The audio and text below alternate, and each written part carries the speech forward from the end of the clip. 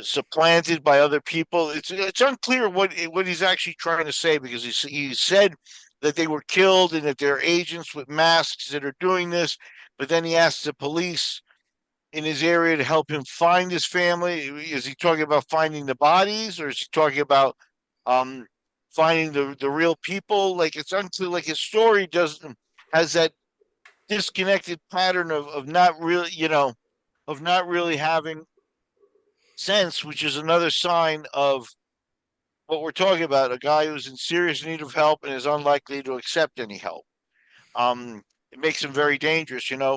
Um, people talk about an example of, and this is one of those examples from pro wrestling, but and I think it was Jesse on Fire talked about the Chris Benoit situation where Chris Benoit did actually kill his family, um, and killed himself.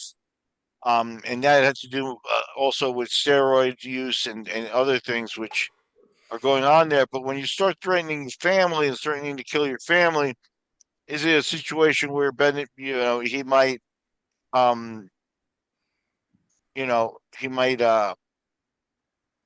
actually at some point act out on some of the thoughts he's been having and actually do his mother harm, do his brothers harm.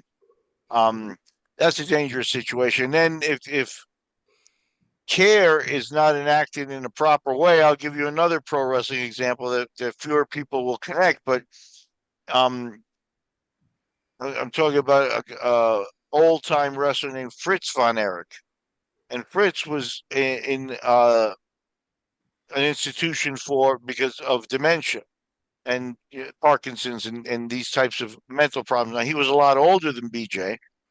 Um, but if you just take him and put him in jail or take him and put him in an institution, you're actually maybe putting some of the workers and some of the other, you know, either inmates or patients in jeopardy with BJ if he really starts to act out on some of these thoughts. Fritz von Erich, he was an older man at this point, but he actually had a attack of dementia and killed one of the other people who was in the hospital with him and while driving it, like a literal, like a doing a real pro wrestling pile driver on a man who's in his 70s or something like that, who was not trained to fight or anything like that, did nothing to him, but he had some type of delusion and he killed the guy.